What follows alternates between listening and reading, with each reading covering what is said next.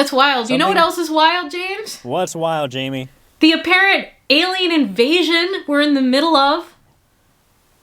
Yeah, what's going Is that on? what's going on with the drones? Yeah, so apparently there are numerous reports of unmanned aircraft. These sightings reported all across New Jersey over the past several weeks. So many reports and so much concern has grown from this that even the White House is investigating this. Many talking about how these large drone-looking aircraft were seen flying near sensitive areas like reservoirs in New Jersey and also military installations. Right now, the White House, they say they're looking into it. They don't believe. They don't suspect or have any reason to believe that these are coming from any other country, like an adversary of sorts, but they are looking into this. But Jamie, when you hear about this story, what goes through your head? What goes through my head is that what bothers me about this story is that they're not identified objects, right? And even the government's like, we're not sure what they are. And they're popping up everywhere, and now that hysteria is kind of spreading. There have been some reports of those kinds of objects being spotted over Massachusetts as well, right, in our area. So that, of course, leads me to only one explanation: aliens. Aliens, yes, right? Clearly. So, James, I am here to provide a public service. All right. I feel like us here on the Hub on Hollywood are very well situated to get people ready for the alien invasion that is apparently inevitable. Okay? Please. Since we need this. We are just going to conclude, or that's what I am going to conclude that it is. James is a reputable reporter, right? He has more dignity than I do. So, I have my theory. I'll explain my theory at the end, but yeah, go ahead. Okay. But I have recommendations for you. There are two scenarios, right? Either they're friendly aliens or they're not friendly aliens. And I have the quintessential list of tips for survival for each of these situations brought to you by movies.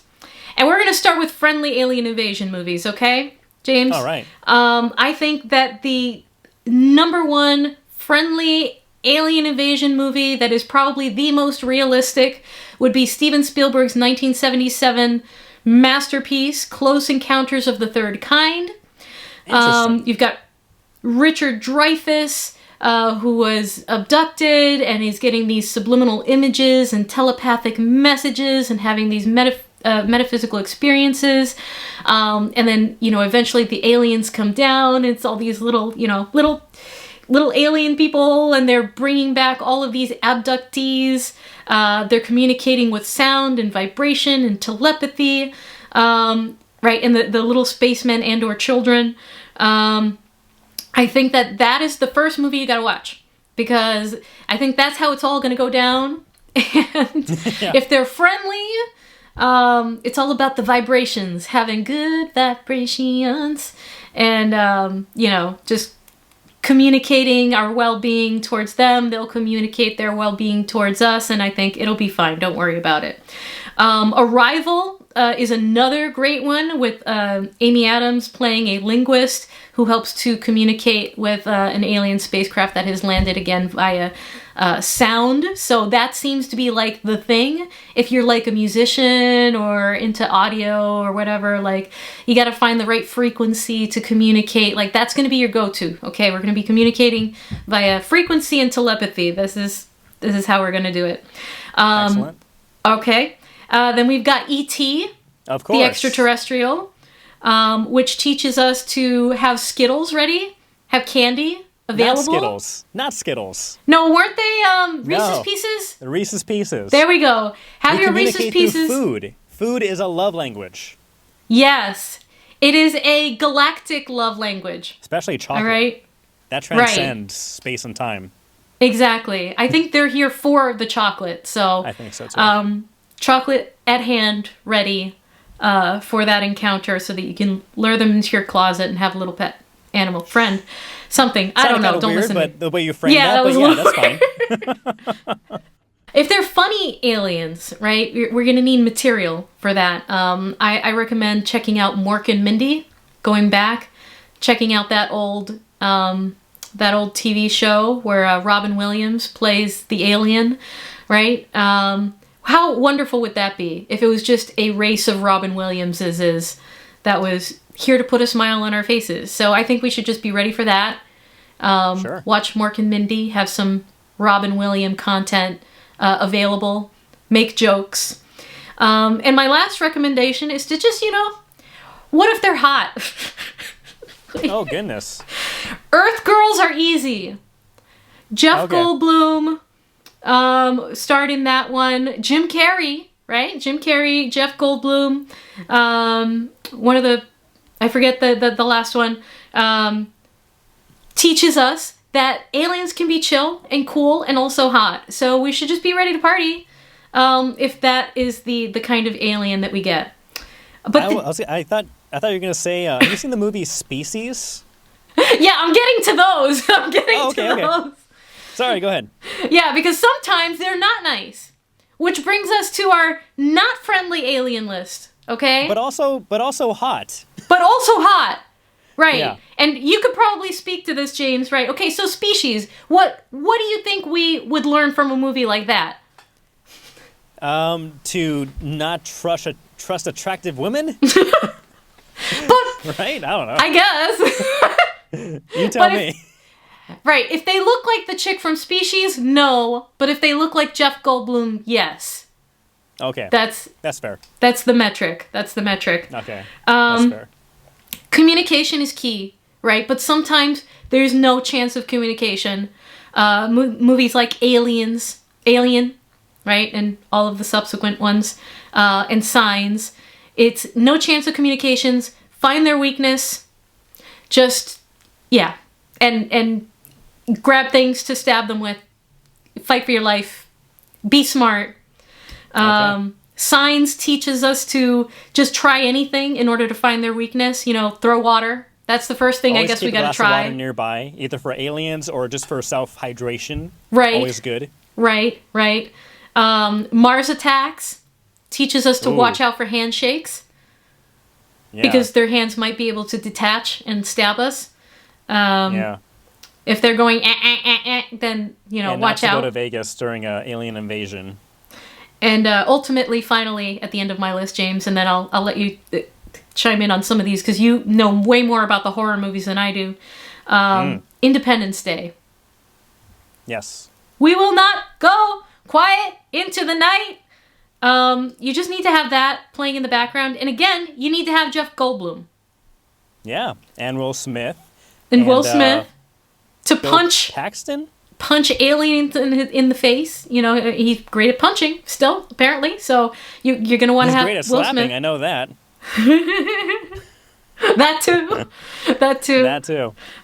So basically, Jeff Goldblum is the number one thing that you need in the event of an alien invasion. Whether they're friendly or not friendly. Yeah. That's what you got. So James, you know more about the horror alien movies. Is there any takeaways there that you would like to share?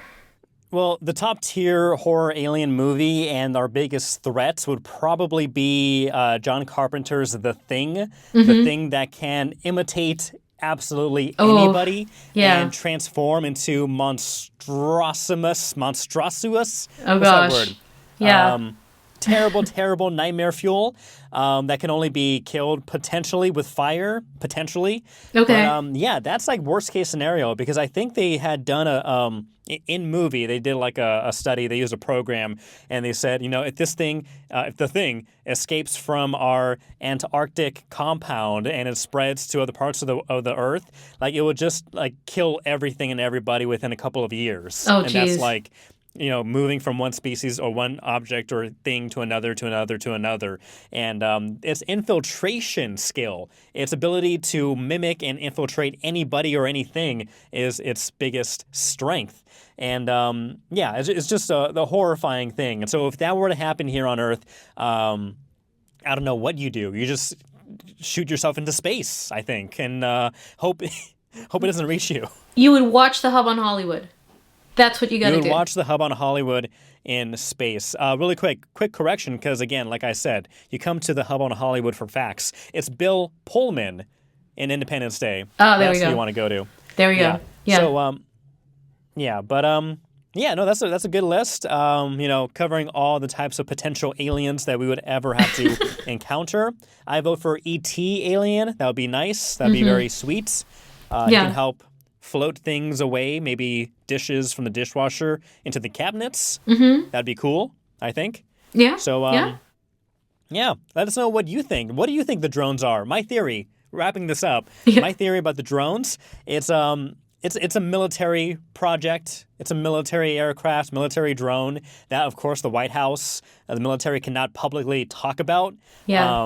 And so, it's like one of those things where, like, the B-2 stealth bomber, when those things were first being seen and flying over the desert and people were reporting UFO sightings, the government was like, oh, we don't know what it is. We'll look into it. And then it turns out it's a stealth bomber. Yeah. So they know. My theory is that it's government related. Yeah. My husband pulled me down the stairs. I'm going to throw him under the bus while I was on a phone call earlier. He's like, "What's that in the sky? What's that? Look, zoom in. It's spinning." And I'm like, I remember that. It's Venus. It's like it was a planet that was really bright. No, this happened today. Before we recorded. But before that happened again. It was the Elon Musk, Starlink. the Starlight satellites. He's really jumpy. He's really jumpy. Did you send me that video? I forgot if you sent me that video or if I saw it on Instagram, but you were like, what is that? And like the straight line of satellites. Yeah. Like all white dots. And to be fair, Jamie, you're not the only one to have that same reaction. But yeah, if you see a string of white lights flying across a dark, starry night, that's just Elon Musk. Yeah. Dispatching his satellites around the globe. I'm sure for good and only good things. Right, and not spying on you at all. Absolutely not. Well, Jamie, this is a great episode, but let's wrap up with, we are still in the here's my second theory, my last theory about the drones. It's Santa Claus. It's Santa. Oh, yay! It's Santa. Yeah, that's right. Solved it. He's out scouting locations. There's a lot of naughty people this year. So especially in New Jersey, apparently, because he's lingering over New Jersey. He wants to make sure his list. He checks it twice. Yeah. So he wants to make sure if people are naughty or nice.